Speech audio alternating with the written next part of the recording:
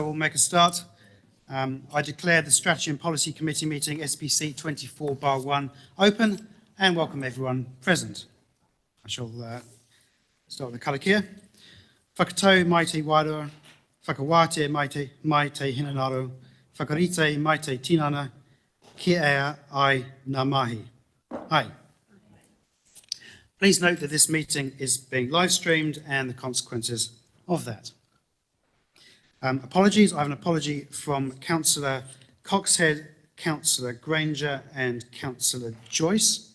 Can I have a mover and seconder for those, please? Councillor Henry, Councillor Murray Benge. There are no late items. Oh, sorry. All in favour say aye. Aye. Against. Carried. Consideration of late items. I'm not aware of any. Does anyone have a declaration of interest? No? Okay.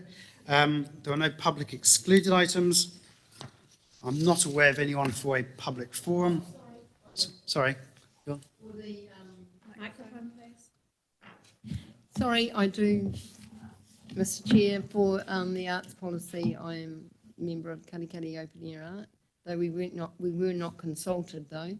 So, but I'm just making that. It may be a perceived one. So. Thank you. Thank you. Okay, so I'm not aware of anyone for a public forum. There's no presentations. So with that, we'll move to the reports proper. Item 10.1 on page 7, which is the Beach Road Ramp and Surrounds Draft Concept Plan. So for that, we've got Peter and Jason to introduce this one. Good morning, councillors. So Beach Road Boat Ramp and Surrounds Draft Concept Plan. Take this report as read. And just like to go through the executive summary and a general summary of where we've arrived to this current point in time. So the draft concept plan, or this is for the draft concept plan for what was 294 Beach Road, is now Beach Road Boat Ramp and Surrounds, involving Macmillan Reserve, the adjacent foreshore Esplanade Reserve, and still 294, the property at 294 Beach Road.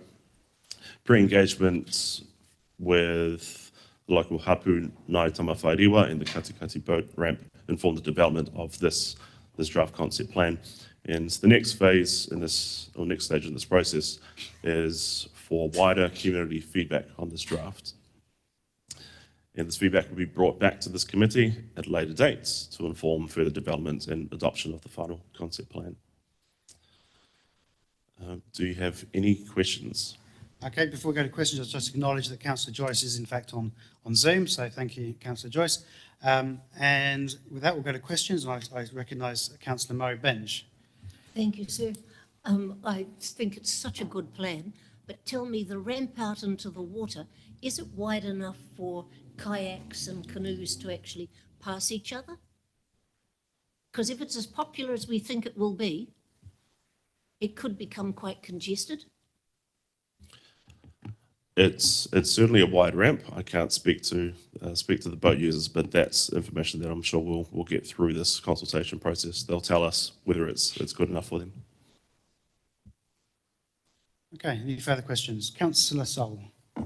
Yeah, so the first bit probably on this is that I'm glad after mentioning about the car park, and I think, what was it, 65,000 or 60,000 for the car park just basically was unrealistic, and we've gone up. But I also wonder, I'd like to just get some rough idea on where we're sitting with the overall project, because that's gone from a project that was worth 1.1822, and this is staged now, which is great. What are we leading into with the staging? Councillor Sol, I think through early discussions, we've given direction to staff that this is the concept plan we want to go out for consultation with, and that the other more elaborate design was not where we were going. Was not where we were going. So are we committing people to agreeing to something that they don't know where it's likely to end? We're going out for consultation. So we'll get feedback on this, and then subsequently we'll adopt the concept plan. Okay, subject to feedback and so on. Okay. No, What I'm asking is, it's still stage one. Do people not have a right to know where it's going to lead? No, to? this is it, as So- I understand. So maybe if you want to come in, Matt. Probably just for clarity, the concept plan proposed through this paper is the concept plan. There's no additional stages on top of it. So it is just this concept plan. If the community comes back and they think additional things should be added, we'll bring that back to yourselves. But the concept plan is it. There's no additional stages there. Thank you. Councillor Henry.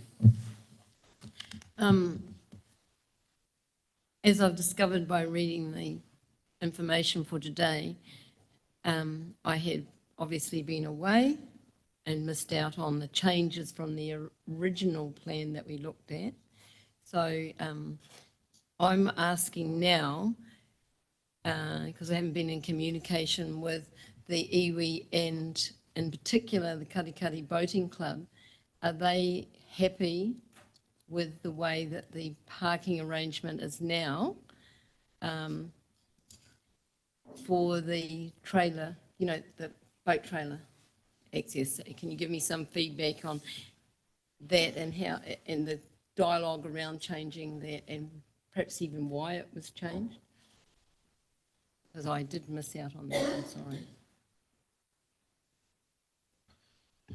The feedback about regarding the concept plan is going to be will be discussed with the local hapu and the boating club.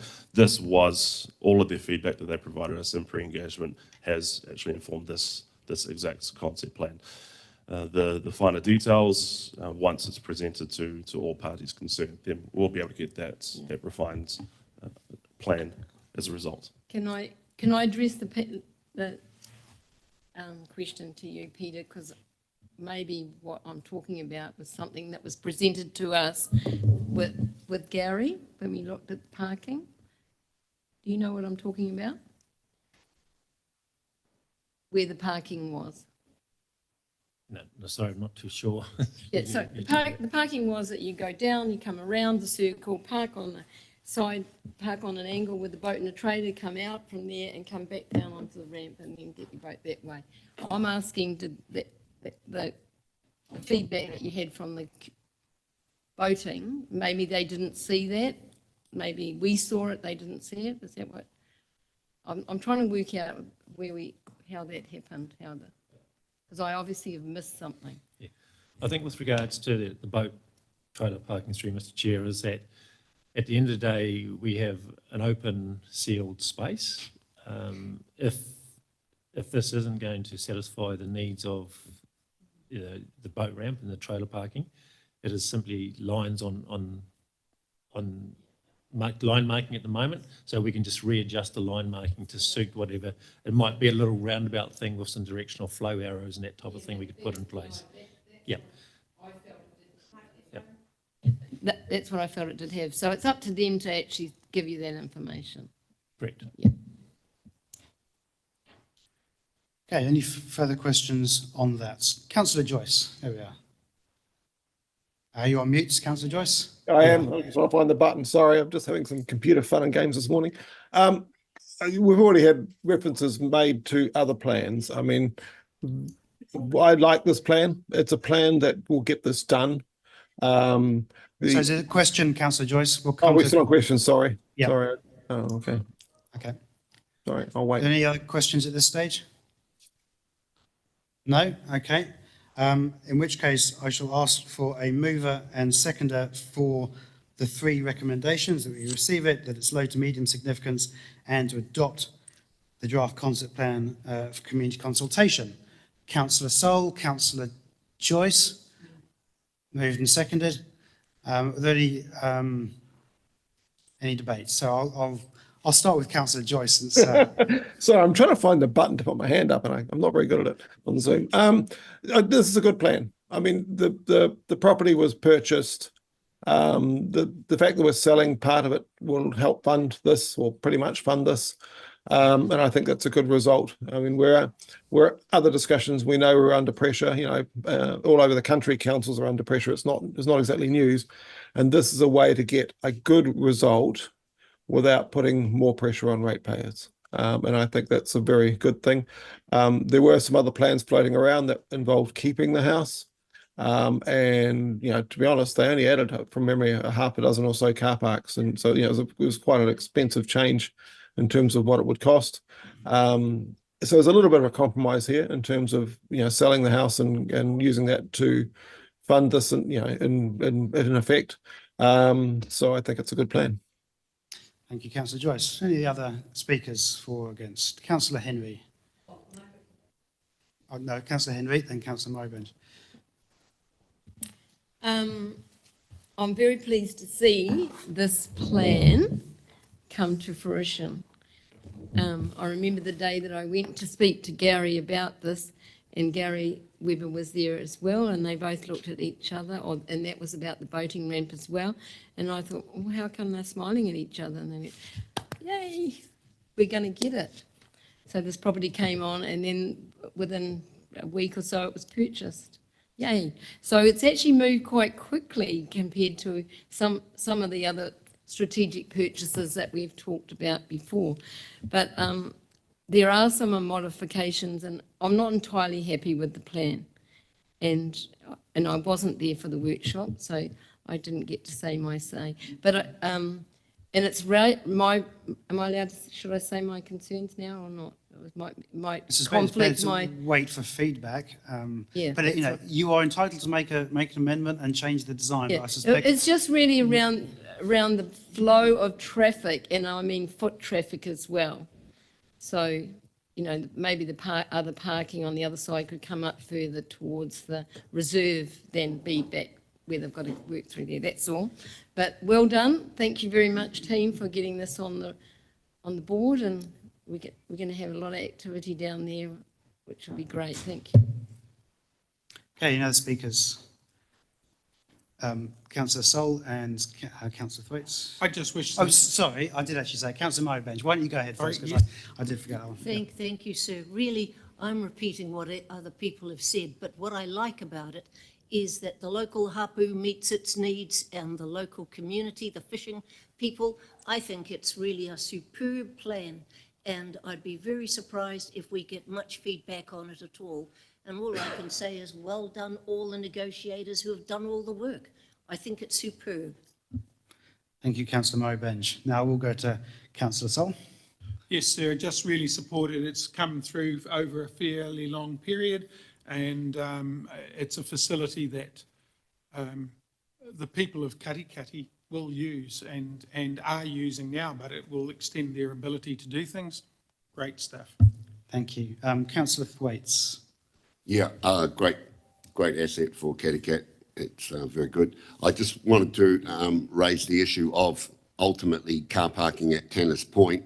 You can go on all you like about the car parking here, but you talk to the people who do the fishing and do the boating up there, they do not use this to go out for the day. And if they go out extended period, the water's all gone when they're coming back. So ultimately, this is part of the solution, but an ultimate solution has to be more car parking towards Tanners Point. So I just thought I'd raise that issue. It's a shame we can't consult with that northern community while we're doing this about a bigger plan, because it's been around for 15 years, and this partially addresses it, but mainly for playing around for the small period of peak water. But beyond that, there's no water left when the boaties come back.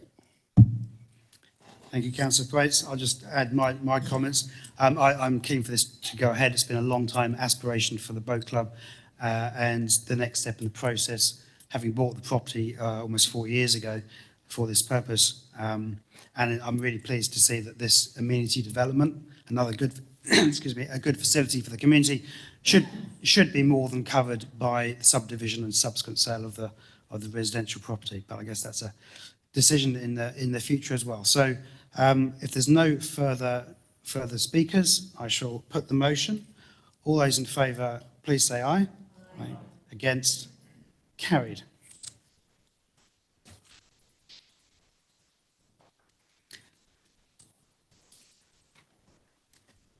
So moving on, item 10.2, which is the draft public art policy on page 25. And so here we have Cheryl to introduce us on this one. Thank you. So the purpose of this report is to adopt the draft public art policy for consultation. This is a review of the 2009 policy just to ensure that it's fit purpose and it's kind of meeting our needs. We've undertaken targeted engagement with tangata whenua and arts groups to inform the review and identify what changes are required. We did consult with the Katikati Open Air Art. We have actually, we did consult with the Katikati Open Air Art. I think the issue is that this has been going on for quite a while, and it was probably about 2 years ago that we did that. So, yeah. So the key changes in the policy are around clarity on roles and responsibilities, including mana whenua engagement and funding, and the different ways that public art proposals are received and implemented. We've also just done some refinement around the objectives and outcomes and improved the recognition of cultural values. So we are seeking endorsement of the draft so that we can go out and consult. We would look at consulting in April just because there's quite a bit on the engagement calendar at the moment. So we've sought advice from the comms and engagement team, and that's probably a good time to kind of undertake that consultation. We've also included in the report in response to some feedback from elected members at a previous workshop, just some information on different incentives that are in place for public art, as well as clarification on what we're actually doing at the moment in terms of funding, maintenance and insurance and things like that. So happy to take any questions. Thank you, Cheryl. I see that Councillor Joyce has got his hand up, so if you'd like to go ahead, Councillor Joyce. Yeah, just a question on the policy statement number 3 inside the policy. There's a number of bullet points there. I presume public art doesn't have to meet all those. I mean, it's just the wording's a bit vague. You know, should it be the council will encourage all forms of public art that do one or more of the following kind of thing, rather than trying to meet all those things for every piece of artwork? Is that, am I reading that right?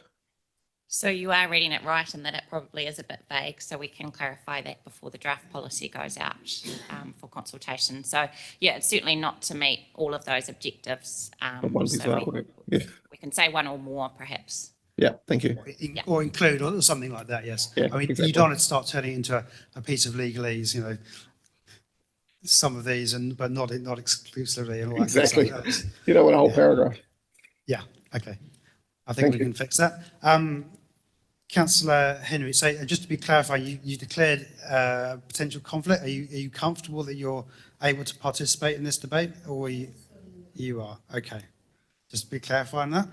Councillor Henry then. So I'm speaking from the experience of actually working with Peter in having installations put in reserves and the requirements that are required by council, and take a lot of Peter's time for placing in there like maintenance and all that sort of stuff. And this is way after all the structural stuff and everything is sorted out by the artist.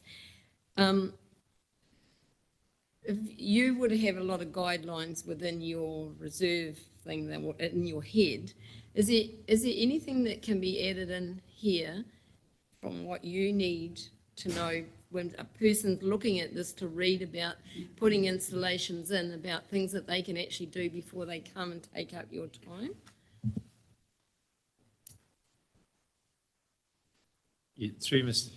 Chairman. So basically, when someone wants to do public art, then we put them through the public art application process, and we'll just talk to them and guide them through that there, and then that's really important for us. But what we haven't done as well as what we could do is further work involved in registering the artwork in our asset finder management, our assets system, and then potentially promoting that on our website as a place people come and do. So some work to be done in that space, but it does take a bit of time. It can be difficult at times, and we normally run stuff through the community board, so we get a bit of a local view on it, so it's not staff determining the appropriateness or otherwise of the art feature. Yeah, but it does take time. But I have, like you, have been consulted through this process by Cheryl and given my input to the policy as well. Sorry, Councillor Henry, can I can also add to that. Attachment A talks about the kind of process that that people need to go through. And there were operational guidelines that sat outside of the policy, so they kind of sit at a staff level. So they were about 20 or 30 pages long, so those can be refined if we need to add further detail to that. Yeah. Okay, Councillor Crawford. Just the $3,000 per annum maintenance, how does you arrive at that across the district? Is that sufficient, or how did you arrive at that number? That's just reflecting what some of our current costs are at the moment. So I guess it's kind of probably been a little bit ad hoc in terms of what maintenance we kind of own or don't own. So that's just reflecting current costs, because that's responding to a question from a previous workshop. What we've said moving forward is that when we initiate public art as part of a council project, that we will cover the costs of that. And we've talked about how those costs can be covered in terms of existing budgets and or through an annual plan or LTP process. But that for community initiated public art, that would be considered on a case by case basis. But the preference is for the community to have that kind of ownership for that public art. Yeah, just to be clear, my reading of that is that's background information about how much this costs. It's not part of the policy. It's just indicative of what council is doing in this space at the moment. Yeah. I get, all right. So how much, so there's obviously community initiated art, but as council in the business of putting public art up too? And is that part of this process? Yeah, so that was the issue with the previous policy, is it wasn't clear about those two ways that public art can be triggered or initiated. So this policy tries to outline that. So that's why it specifically talks about roles and responsibility for council initiated public art. It's not saying that we do it for absolutely everything, but it's putting some criteria in there to consider when a good time might be to do it, and how that's different from community initiated public art. Councillor Murray-Benge and then Councillor Wickers. I'm in favour of public art. I like it when, in fact, the community speaks up, and as we did in Amokoroa with that fabulous lizard that was then stolen, and I think public art is so important. But one of the things I thought I read in this last night, and I'd like you to clarify for me, was it my impression correct that in fact you could start asking developers to put up public art as well? Because I would be totally opposed to that. So that's in the council, that's in the report. So that was in response to a question that was raised at one of the workshops on the draft policy, just around understanding what other councils do in terms of providing incentives for public art initiatives. So there's different things. Some councils might have a dedicated public art fund. Some might have a dedicated staff position that kind of takes them right through that kind of process. And some, which was just Auckland Council, that's all I could find anyway, was have specific incentives in their city plan for public art initiatives. I think it's just mainly for high rise. So I've just reflected that in the report just to respond to that. So there isn't any intent at this stage, unless that's something that you want us to consider through the district plan review.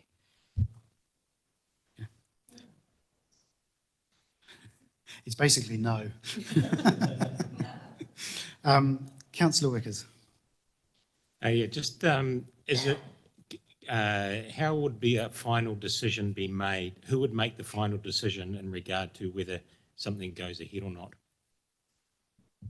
So I guess it kind of depends on the scale and the whole circumstances around, like if it was $1 million public art project, I suspect that would be a budget kind of consideration that would come to council. But for the most part, this policy is trying to provide guidance that staff can kind of implement in accordance with the policy and the process and everything that's outlined there. So for the most part, it's stuff that probably wouldn't need to come to you for decision making, but there might be some triggers in there, probably around budget, that would come to you.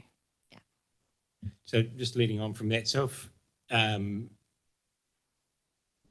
proposals that may have arise to conflicting views on what's been presented, how would that sort of be managed? Did you want to respond to that, Peter? Very carefully.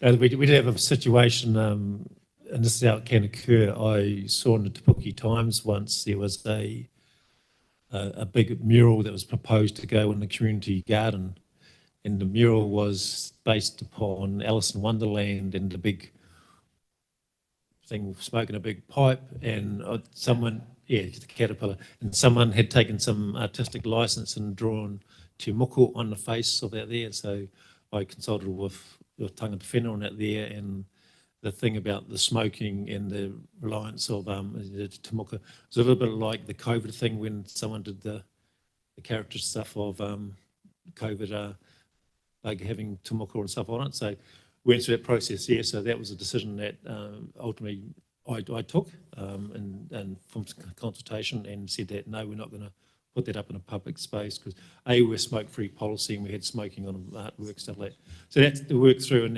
that person learnt, that they need to come and talk to us beforehand, as like Councillor Henry referred about, you come and talk to us about the process and go through that beforehand. But there are, if it's, I guess to an extent, there's a lot of work goes on, like Te Puna Quarry Park, there's some real great stuff goes up there that we don't bring before the committee.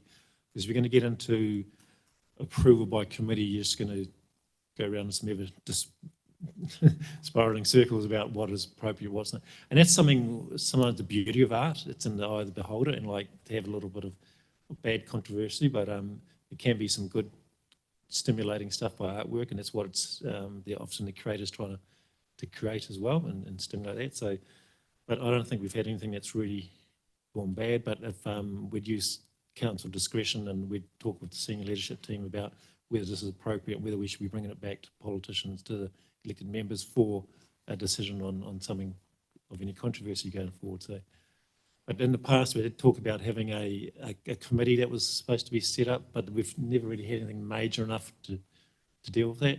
There's been situations like when we pulled out the Way Beach seawall and all the old irons and stuff like that, there's someone who proposed using all that and turning it into a big creative thing. We ran it by the community board. They wanted us, the community board, to pay, I think it's $30,000 council thing, sold towards using our own material to turn it into an artwork. But then I looked at it from a health and safety perspective. It was all rustic old iron, it had finger entrapments, and it just wasn't appropriate. So we've got to consider quite a matrix of criteria before doing it here. So we would bring it back to elected members at a local level initially, and then if there's something a bit more controversial, we'd obviously bring it back to council and seek direction. So does that kind of cover where the opportunity is? And I think what you've kind of touched on, I mean, can be a contentious thing, and people have different perceptions of what's appropriate and what isn't appropriate. We do have in the policy statement around it being suitable for public viewing, but again, there will be an element of subjectivity around exactly what is suitable, but that is public art. Okay, any further? Oh, right, Councillor Daly, that's right. Yeah, I'd like to endorse the policy, and especially, and then also what Rodney's already suggested. Sorry, Councillor Daly, is questions at this point? Questions? So my question is in relation to, I was going to comment on what Peter just said, but I won't at this stage. But my question is around permanent public art versus temporary public art. And I note that the temporary public art definition is not very well defined, but I guess, and I'm just wondering if there's enough detail in there to cover that, or are you happy that we can determine that ourselves? I mean, the council staff will determine that, I guess, what's temporary and what's not, and what a reasonable period of time might be considered for a temporary artwork. Yeah, I mean, I guess public art is defined, and the temporary nature of it kind of talks about for a limited time, and examples are days, months, or up to a year. So there will be some discretion around that. Councillor Daly, I was just, there's a definition of temporary public art under item 2 or clause 2. Has a finite lifespan and is displayed publicly for a limited time, e.g. days, months, or up to a year. Okay, yep. I must admit I missed that. I acknowledge that in where we talk about temporary public art, that definition is not there, but it is in the clause 2 definitions. Okay, thank you for that clarification. Okay. Okay, there's no further questions. I'll look for a mover and seconder for those recommendations, please. Councillor Henry and Councillor Murray-Benge. Any further debate, please? Deputy Mayor Scrimgeour. Yeah, I'd just like to acknowledge all the work that's gone into framing up this draft policy so far, and say that it's a great initiative to manage, but also enhance the opportunities for art of different types in the community. And I probably had a bit of a reminder this morning, actually, that on my way in I picked up a hitchhiker, which is probably a first when I've been coming to a council meeting. But anyway, this gentleman turned out to be a man from England. One of the things he told me was that a few days ago he was at Leisure Island at the Mount, and he took a beautiful picture of the sun setting behind Maull, and he sent it to his son in England, who immediately responded back with a picture of very drab grey buildings and said, "This is me making my way to work." And so what I'm saying is that the buildings and impacts that we have, that we need to survive as people in the manner we've become used to, do have impacts on the lovely environment in which we live. And so opportunities like this to enhance and improve and make things aesthetically better are great. And so I support the work that's been done and taking this out to hear what the wider community says. Thank you. Councillor Murray-Benge. I support the policy and going out for public consultation, and I support also the structure for when somebody wants to do something. And I'm reminded by Tauranga City Council when they had one of the key people decided to fund a sculpture for over by the Mount, but it wasn't at the Mount, it was on a street corner. And the councillors all voted on it and turned it down. They should never put it anywhere near them, quite frankly, because they lost a really good structure. And if the committee structure within staff is good, then it should go well. But we need to encourage people to provide art, but we should not require them.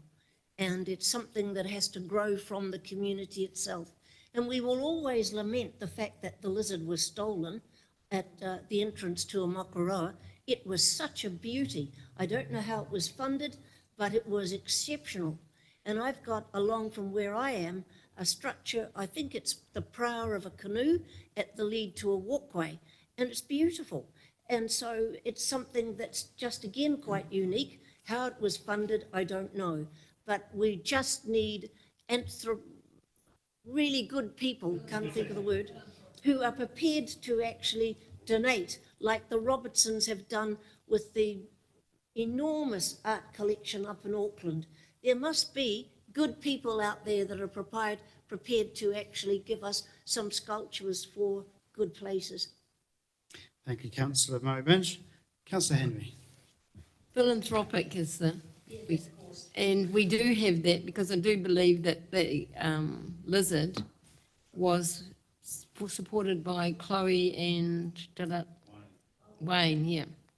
And that's a classic example about putting art out in the community, because I then learnt about why the Amakoroa was called what it was, because when the tribes came across, they looked out at the peninsula and it looked like a lizard, and that's why that lizard was put there. And I learnt that through that piece of art.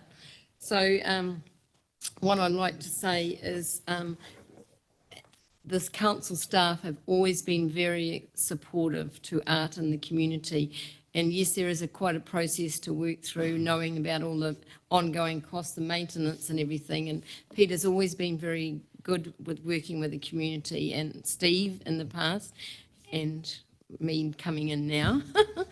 So I've always been appreciative of that, Peter. But I do think sometimes it would be nice if we just had another little bit of someone on the side there to support you sometimes, because you know you do carry a lot. So just, well, we have sowed that seed before, and I'm sowing it, stitching it in a bit firmer now. But one of the new introductions I really want to acknowledge, and that is the idea of entertaining temporary art. Because to have an installation up, put an installation up that's going to be there for a long time, they do cost a lot of money, but what do you do with it when you get tired of it, you know?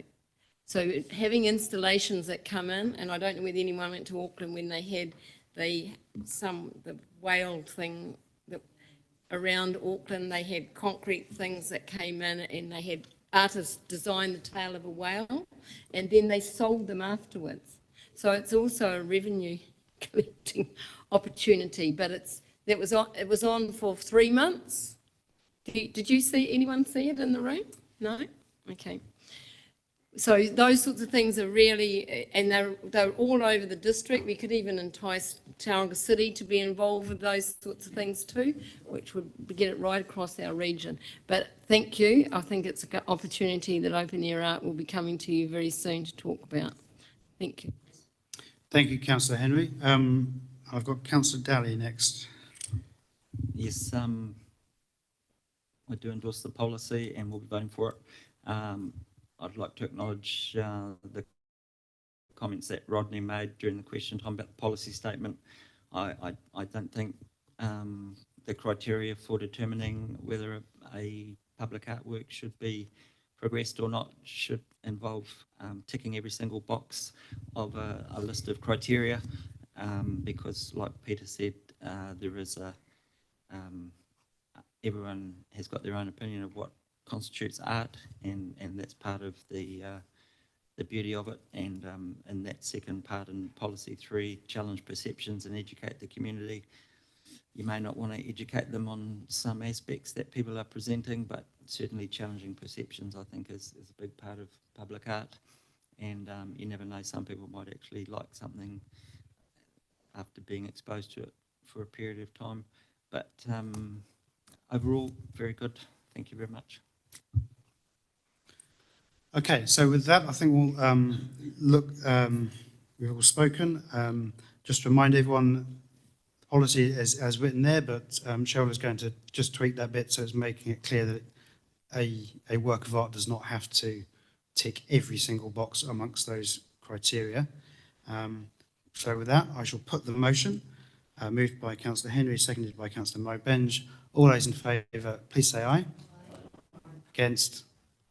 Carried. Thank you. And so with no information for receipt, I shall declare the meeting closed.